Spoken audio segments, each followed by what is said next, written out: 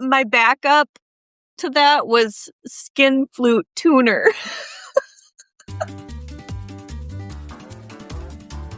Welcome to Egg's Most Okayest Farm Girls. I'm Annaliese. And I'm Courtney. Grab a drink. We're here to help. Well, top of the morning to ya. Hi. Good morning, everyone. Today, we are going to talk about how you need to be your own biggest cheerleader. Am I right, Courtney? Hell yeah. Goddamn. Advocate for yourself. Yes. You have to believe in your own dream enough to promote it, because this just in, nobody's going to do it for you. If you're doing something really cool and you want to share it, you want it to be known, then you've got to put yourself out there. You've got to talk about it. You've got to tell other people, which feels maybe weird. Like, I get it. Like, it's awkward to toot your own horn unless you're like me. I'll toot my own goddamn horn all the time. I love to talk about me. That's why we have a podcast. But I love that. Well, you know what I mean? Like, I get it. Nobody wants to, like, bring attention to themselves. Like, they want it to come naturally. It maybe feels arrogant to be like, look at these candles I'm making, or I just did this. You should come check it out. It feels weird, right? It does feel weird. Like, as women, especially, like, I feel like we're afraid to toot our own horns. We don't want to sound conceited. Right. I think you have to look at it differently. Like, it's not conceited. It's not arrogant. It is confident. It's believing in yourself enough to feel awkward and to put yourself out there. Like, I don't know.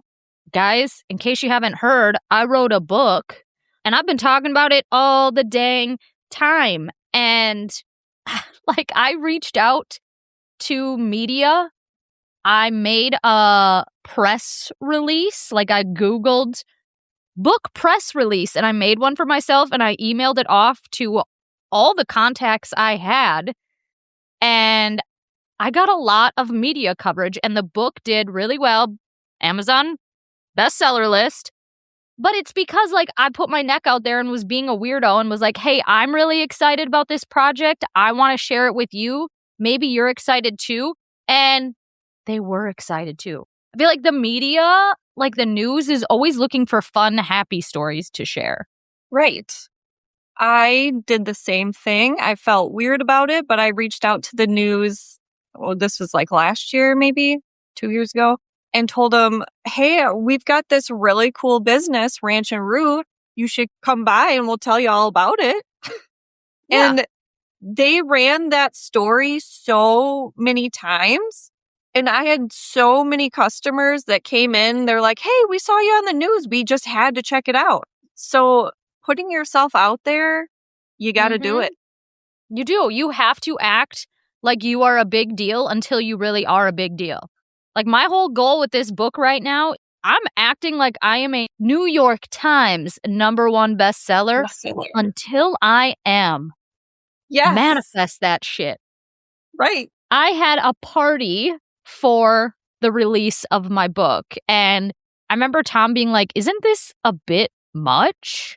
Because, I mean, guys, I went all out. I got a balloon arch. It was a party. There was balloons. And I was like, maybe it is a bit much, but that's the energy I want around this book. I want it to be big. I want people to think, holy shit, there's a party for the book? Like, she really did something here. Right? She got a balloon arch. She got the balloon arch. And you have to celebrate yourself. Even if it doesn't feel like that big of a win or that big of a deal to you, take a minute to celebrate it. And that was like half the reason I wanted to do the party too. Well, one, more content to sell the book. But also, like, I am notorious for, I finish one project and then I'm just like instantly move on to the next without taking a minute to like celebrate what I've already done. Yes, I'm the same way. Celebrate. And you know what? The party is a tax write-off. I don't need the government taking my money. I'd rather throw a party for my friends. Right. Balloon arch, it's a write-off. It sure is. So yeah, toot your own horn. No one's gonna magically discover you. I think a lot of times, like, people think different opportunities are handed out by, like, some secret community. You know, you think about, I don't know, the people you follow on Instagram, and maybe they're like influencer status. And it's like, how are they getting to these parties? How are they getting these brand partnerships? How are they getting these freebies? They're likely They putting asked. themselves out there. Yes. They asked. And the other part of that is don't be afraid to be rejected because you're going to hear no like 100 times before you hear yes. And at Mm-hmm. least in my case. Oh, for sure. But you've got to ask because what's the phrase? The answer is no if you don't ask. Absolutely. Or what did I hear? Closed mouths don't get fed. Mm. If you're not going to speak up and ask for what you want, there's no chance in hell you're going to get it. Again, you could ask, you could be rejected, but you've got a way better chance of getting what you want if you open your mouth and ask. Yes. And don't always assume the answer is going to be no because you may be surprised. Yeah, I don't know, like us with brand partnerships. I don't know if people think brands are reaching out to me, but I'm pitching myself a lot. Like if there's a brand I admire and I was like, I would really like to work with them, I'll send them a DM like, hey, is there a email address I can send a more formal letter to, but I'd really like to talk about a collaboration. And almost always they'll send me at least an email contact. And then I send over my message and my social media kit. And sometimes I never hear back.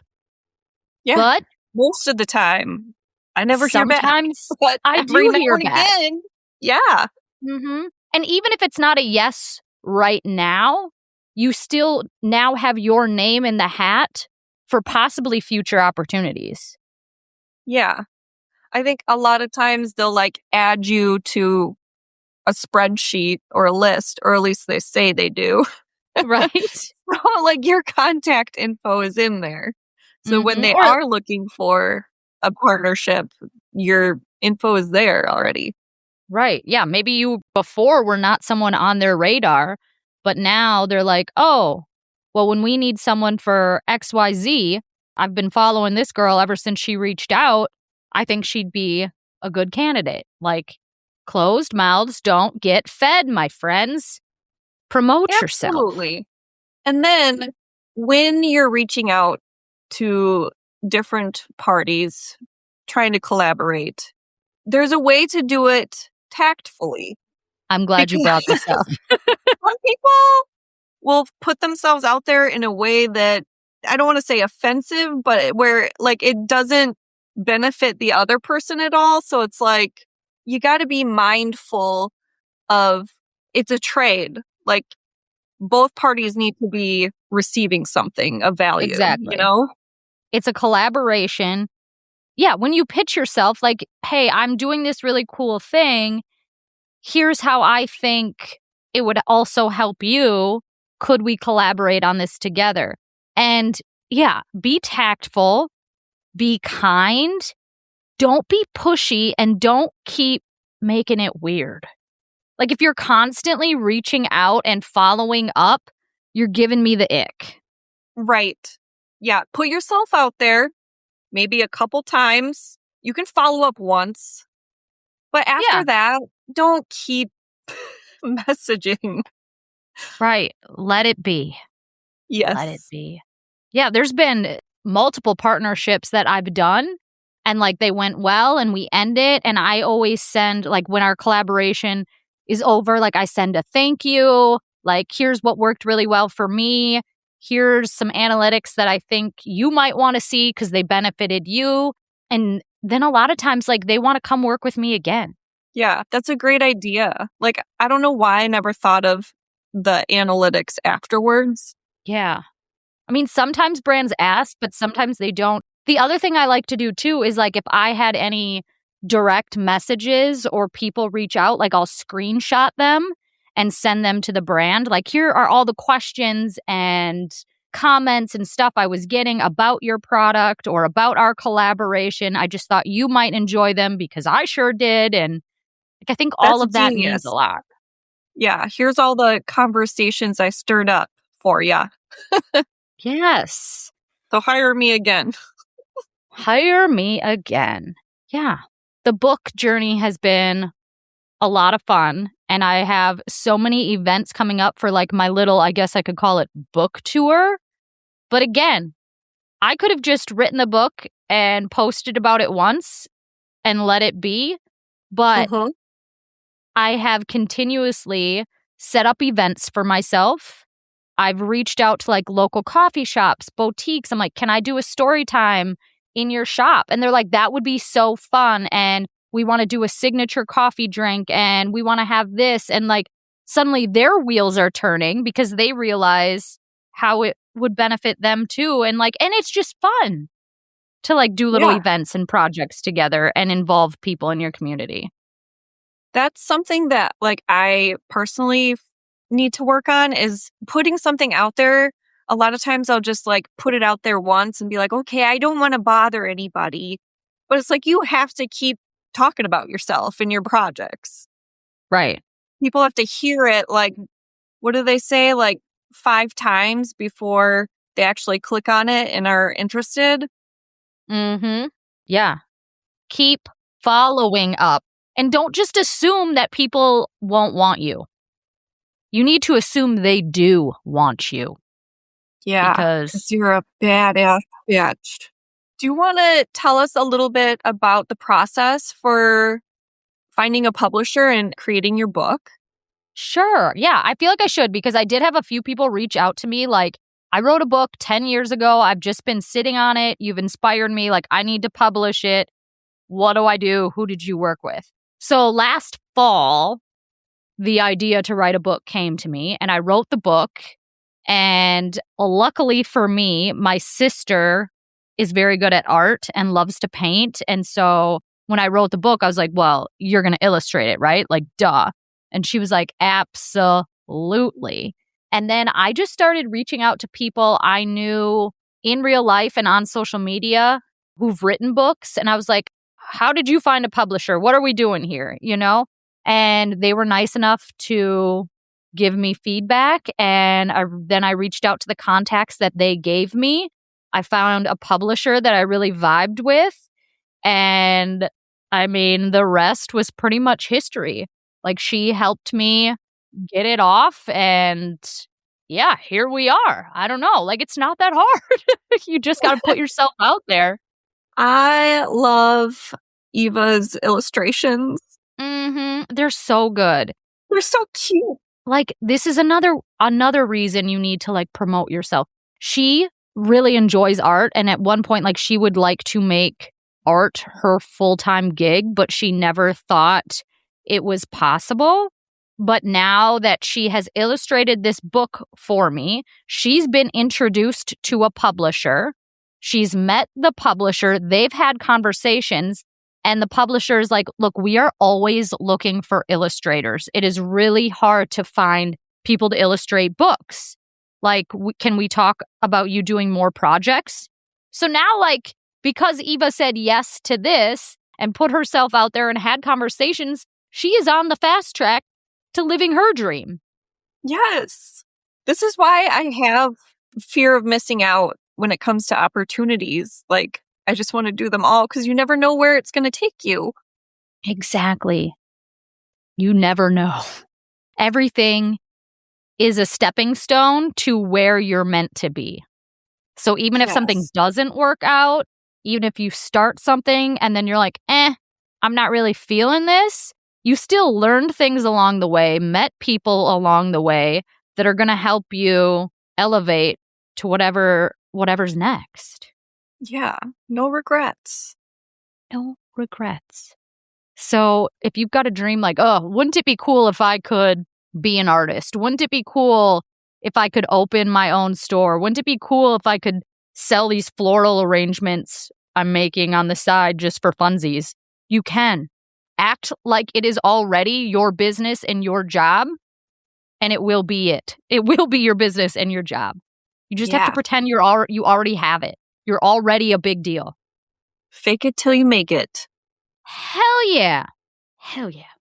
The other thing I was going to mention is advocate for yourself in this way, but also advocate for yourself health-wise.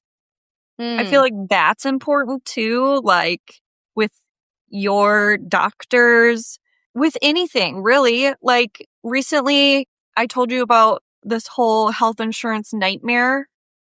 So basically, they made a mistake which left me without health insurance for this month. Oh, yeah. And most people would probably be like, what am I going to do? I guess I'm just shit out of luck. Right. Wrap myself in bubble wrap. I'm Right. not safe for the next But week.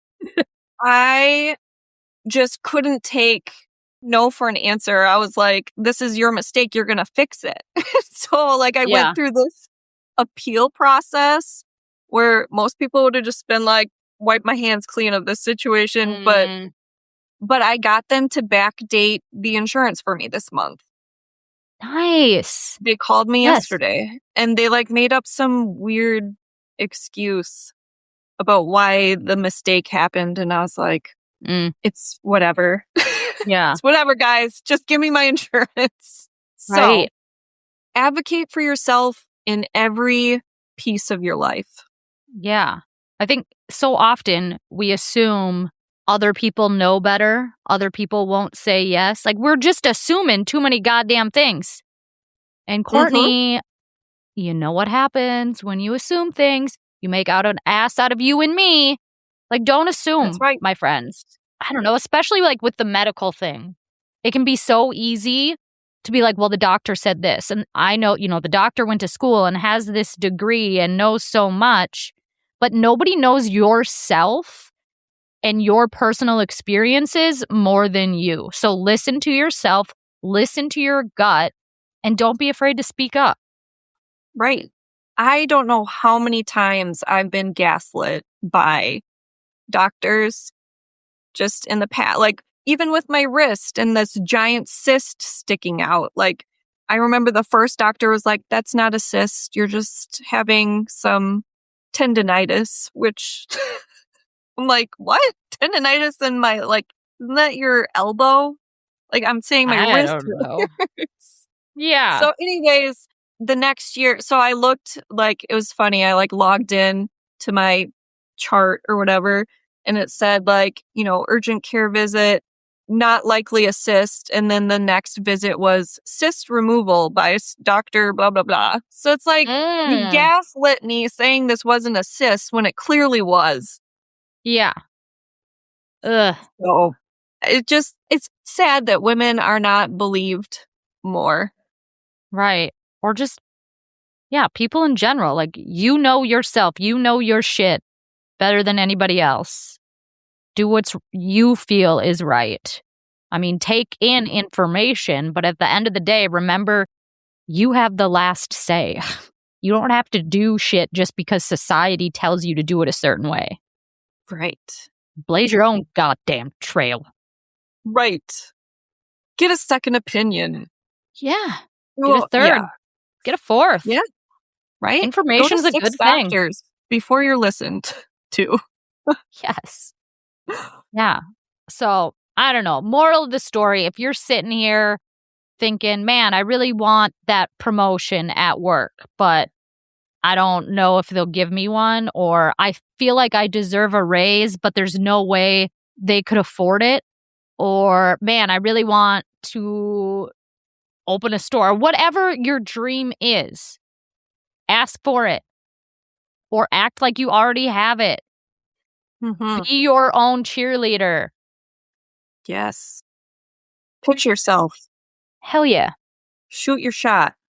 But do it tactfully, everybody. Yeah. Don't be annoying. Right. Please.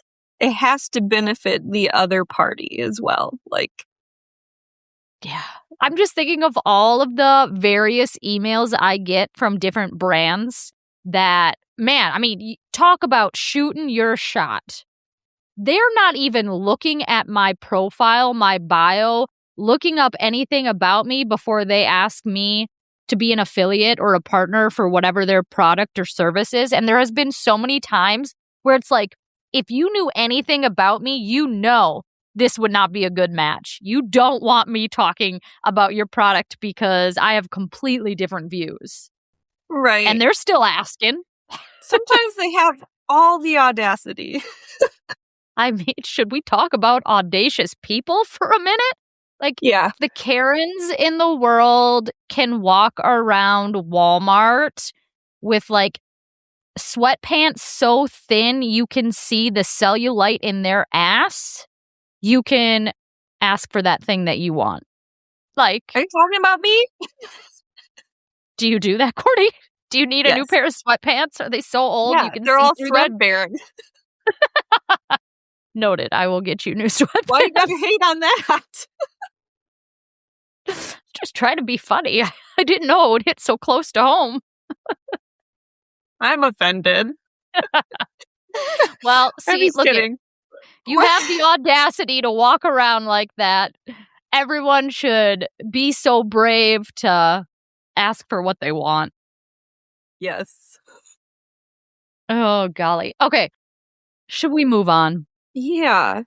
Let's move on to what the hell. Here's what made me go, what the hell. Courtney, it was you. Oh, no. What did I do? Let me set the stage for the listener. Courtney and her family a couple weeks ago came over to hang out. We had dinner. The kids played. We had a campfire, s'mores, drinks, the best of times. And I think the kids were like either playing or getting settled in, and we were sitting around the campfire talking. And I don't know how we got on this subject, but we were talking about old AOL names and old email addresses. And what you told me. I forgot we had this conversation late at night with our husbands, and we're all just crying with laughter. Tom and I were still laughing about it the next day, because will you please share with everyone what your names were? Okay, the first one, my primary one, was Goo Goo in my undies. And you guys were like, ew, like, did you even know what that meant at that age? And I'm like, no, not like, it's not like sexual. It was a Stewart reference from Mad TV. But it sounds terrible. But like, you were like really a pedophile's dream. I'm realizing this now. We don't like to victim shame, but Courtney was quite literally asking for it. Go on now, tell him the other name. Okay. It's even better.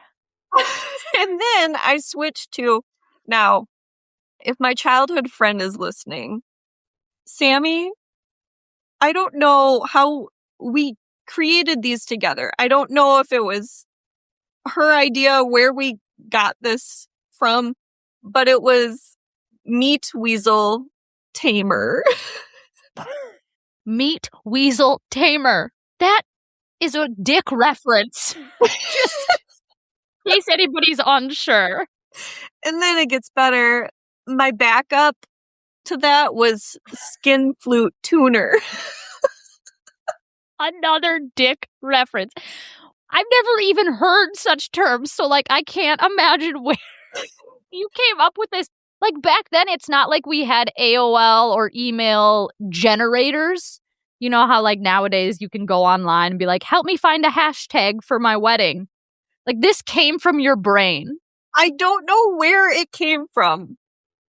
Meat Weasel Tamer? I'm going to have to call my friend Sammy and figure this out. Like, where did these come from? It's appalling. I laughed so hard for so many days. We never told anybody from our high school, like, who was Meat Weasel Tamer and who was Skin Flute Tuner. So, like, I would reach out to just anybody and just fuck with them. And so the whole school was like, who is Skin Flute Tuner? I feel like now when I see a man or a woman acting a little sleazy, maybe a little slutty, I'm gonna be like, man, she's a real skin flute tuner, if you know what I mean. We What a all had meat a weasel. gummy and just laughed about this for like an hour. Courtney, meat weasel tamer. What? I don't know. I can't. The audacity too to like be in my family's home downstairs on the family computer with a screen name like that. Like, wasn't I Right. afraid that my mom would come down and be like, "Excuse me, I mean, what in are you your doing?" head, you did not see anything. Like, this just seemed PG to you? I don't know. Oh my Uh, God. I got a sick sense of humor. That's Yeah, the issue we all here. do. God, that made me laugh. What made you go, what the hell? If you're a dude and listening, maybe mute it. You know what? Don't mute it. Listen up. Why are Yes. men so afraid to hear about periods? They're just like a natural occurring thing for like 50% of the population. So Right. I'm going to talk about it and you're going to Yeah. listen. Hell yeah. You know how I had my IUD pulled, and I've been on birth control since 17 before the IUD, obviously. And so I Yeah. haven't had like a normal period since I was a teenager. I had like my first like real period, and it was terrifying. I'm like, is this normal? Are women really out there hemorrhaging through their silicone cup and pad and underwear and pants? Oh, goddamn. It was, Did you feel all right? Like, that's a lot of blood. I did not feel great. Oh my God. I will say, like, when I finally stopped taking birth control, because same, I was on it from the age of 16, 17 up until we gave birth. Tom's vasectomy was clear.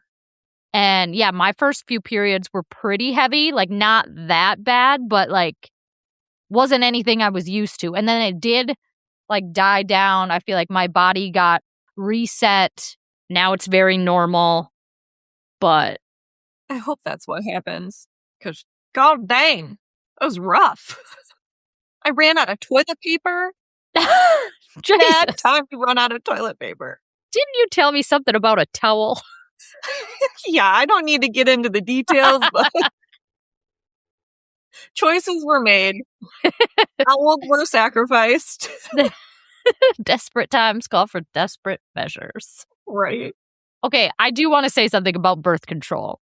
Because, I don't know, the older I get, the more I am questioning everything in this world. And I just feel Same. like when we were that age, it was so common, whether you were sexually active or not, to get on birth control. Because it's like, it'll help with your acne, it'll help with your periods. Get on birth control. It's good for you. It'll do all these things. And now, isn't it interesting how so many women struggle to conceive a child? Does it make you wonder if it was all part of the plan? Like, we're going to start making them pay for birth control, then we'll completely fuck up their bodies, and then they'll have to pay us for IVF, IUI, all these treatments and drugs to have their own child. Also, I don't remember anyone ever telling me about the risks of birth control. They were just like, you need this. It'll help your period. It will help with everything. Mm-hmm. And you know what? It's just so dumb to even let young women, like a 16-year-old, have these like essentially hormone treatments, because I was still am very careless. I'm very forgetful. I remember I'd forget to take my birth control pill for like 3 or 4 days, and then I would just take 4 at a time. That ain't good for you. Well, there is all these like instructions, like if you missed one, like how many you could take, or if you missed this certain amount of period during this week. Like, it was so complicated. And I would also, like, I figured out, if I skip the week of sugar pills when you're supposed to get your period, I won't get my period. I'd do that all the damn time. Like, I don't really want my period right now. I'll just start the next pack so it doesn't come. Oh, are you supposed to do that? I don't think so. But why leave this to an 18-year-old. Yeah, I was like, this is convenient for me right now. What's the worst that can happen? If I knew all the things I knew now. Yeah. And the IUDs, like, it made all my hair fall out. It screwed up my hormone. Like, the options are not great. No, they For really me. aren't. I'm just speaking from my own personal experience. Same. I mean, I think the good news is you and I are really gonna like be smoking hot here in our 40s because we've figured out what works for our bodies. We're taking good care of our bodies. Yes. Watch out, world. That's right. Should we do a farm girl confession? Oh, yes. I got a lot of great ones. Yay. First one. Hey, girls, love your podcast. I listen every week. Just looking for some farm girl advice. I left my teaching career 4 years ago to farm full time. It was the best decision I've ever made. Mental health was at an all-time high. I was driven. I had purpose. Getting outside, being active, it really was a game changer. But a few months ago, something changed in the farm dynamic where, as I feel as if I am an invisible island, I work really hard to put my animals first, work every weekend, put in extra hours, but I'm not feeling fulfilled anymore in my job. I don't need recognition for all of the things that I do on a daily and weekly basis, but I would like my voice to be heard a little bit more. I would like to be included a little bit more. I thought this would be my forever job, but lately I'm thinking I need a change. How do you know when it is time to move on? I still want to stay in agriculture because it is for me. I also let my teaching license expire and I don't want to go through that process again. I've always been trust your gut, but I'm really torn on what I should do. Ooh, this is a good one. I think it goes very well with our spill the tea topic because I think my first suggestion is to start by opening your mouth, letting your voice be heard at your current position. Maybe you need to speak up and ask for what you want. If your voice isn't being heard, like ask yourself, am I even opening it? Are you saying what needs to be said? Like start there. Let your voice be heard and don't be scared. Maybe your employers want to hear from you. If you provide them with feedback, it's going to help them and their business be better. They're going to be better bosses. Right. That collaboration. I think it's great to at least attempt, like, can we fix this? It sounds like you want your voice heard. Let's try that first before you part ways with it. Yeah, see if you can make change there. And if you do that, and either no change has been made or you're still just not happy after the change, then I would say, like, sit down with your thoughts and your feelings and journal some shit. Figure out, like, what brings you joy. What does make you feel fulfilled? And also know that it's okay that that has changed for you. Like, if it looks different, I don't know. We're always changing and evolving as humans. So, like, what felt good at one point might not feel good anymore. And that's okay. You can do different things. Yes. It sounds like she wants to stay in agriculture. There's a lot of different avenues you can pursue. So it's just a pivot. Exactly. If you decide to part ways with your current situation. Yeah. Just listen to your gut. Take a vacay. But let your voice be heard, too. Tell people what you want. Should we do one more? Yeah, this one's a shorter one, though.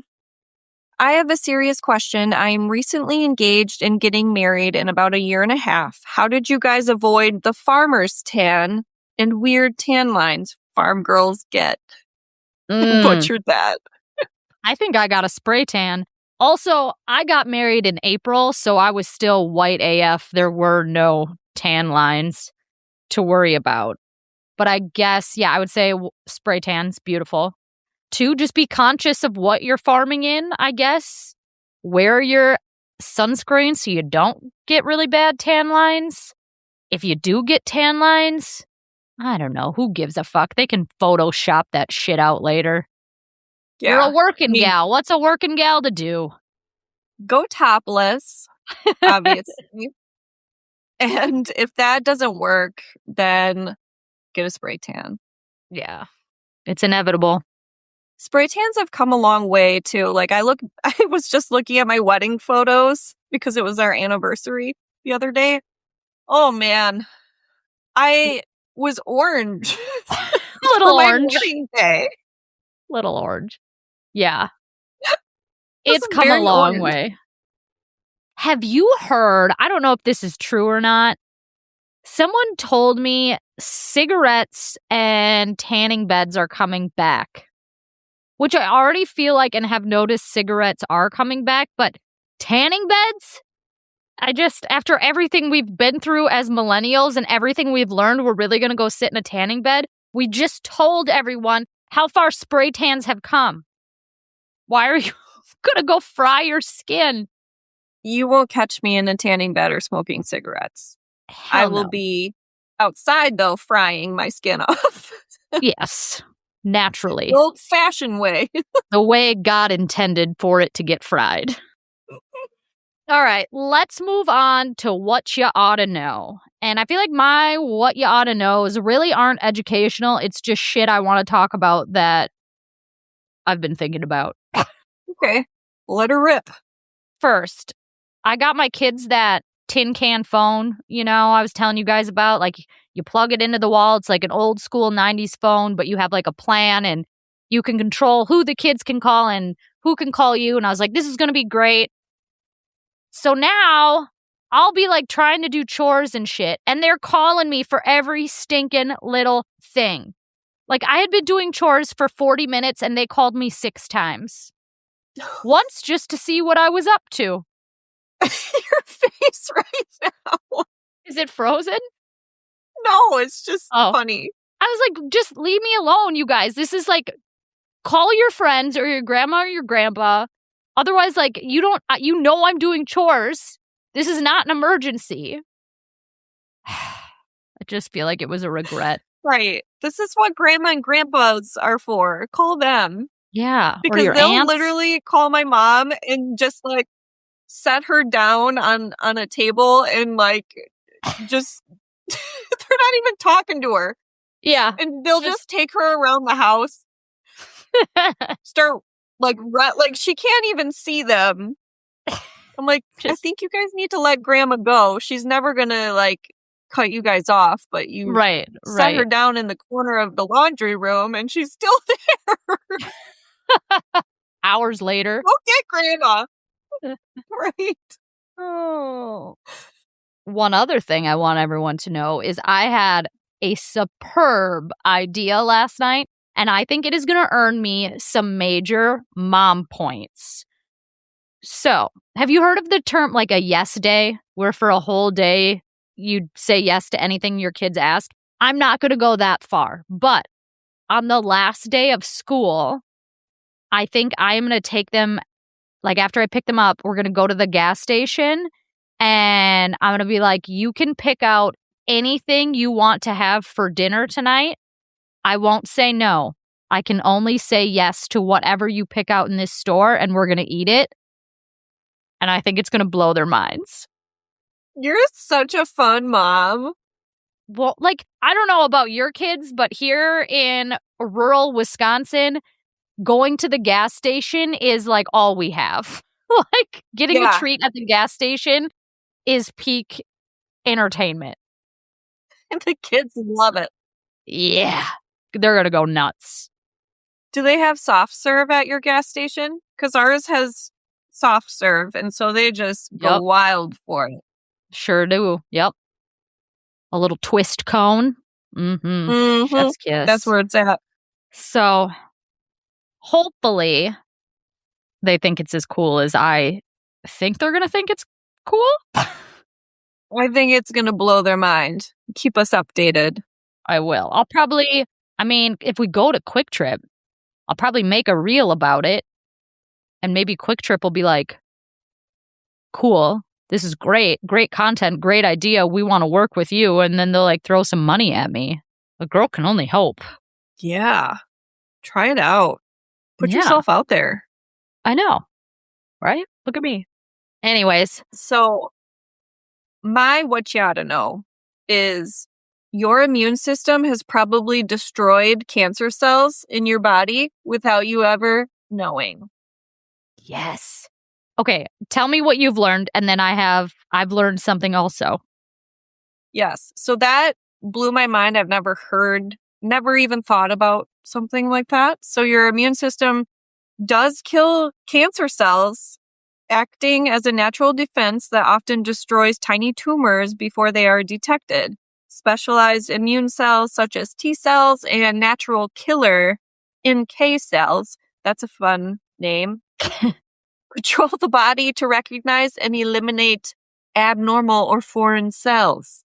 Yes. Pretty cool to think about. I kind of did a deep dive on fasting. I listened to an audiobook by this Dr. Mindy something, and it was very eye-opening. Like fasting for at least 12 to 18 hours every day helps with cell recovery, and it helps, like you just said, like your body fight off the bad, cancerous, no bueno cells.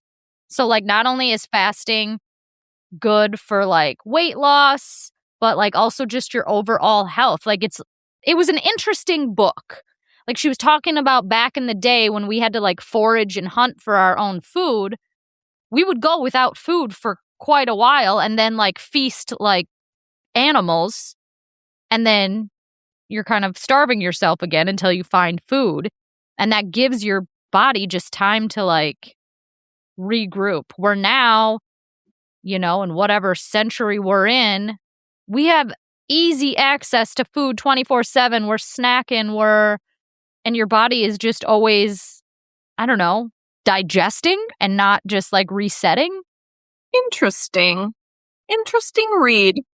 I will link the book. I'm still not a great faster. It's not that hard. Like if we eat at 5 or 6 at night, I can easily fast for a 12-hour window, even a 14, you know? Like I skip breakfast a lot of times anyways, so you might even be fasting and not know it.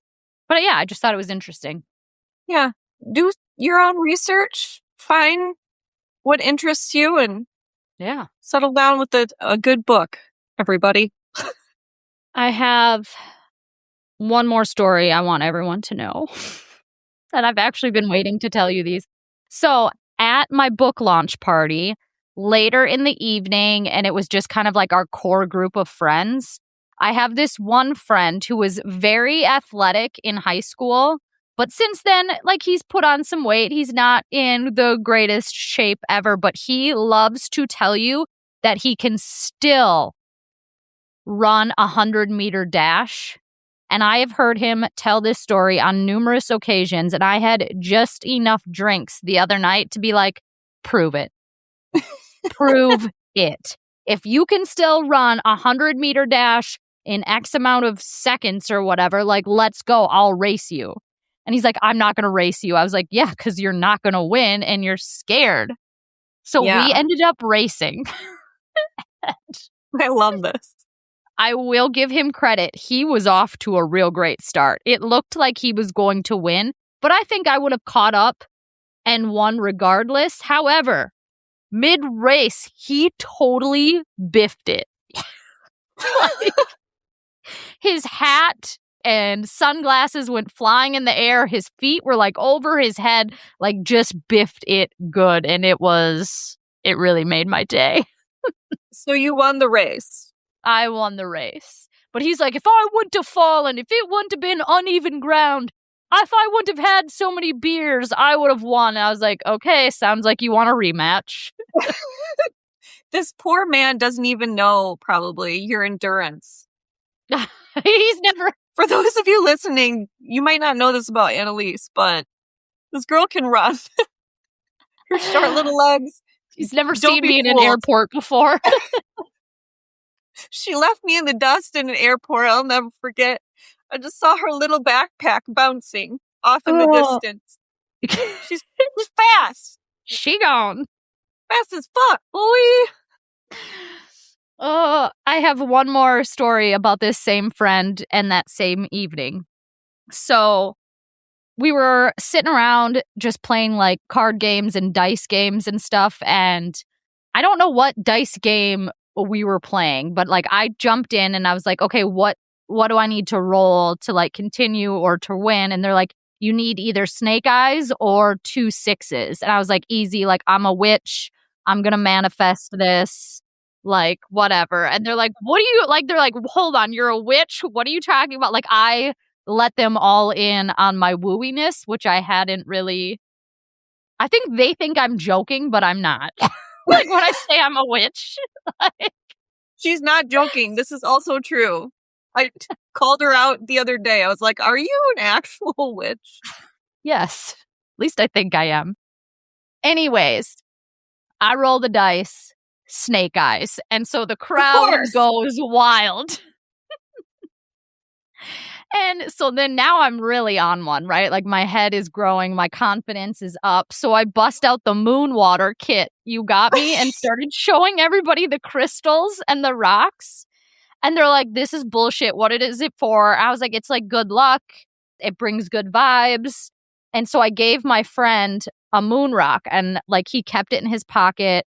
After he left our house that night, he went and met another friend at a bar and I guess won the cash drawing because he called me the next morning. He's like, do I have a story for you?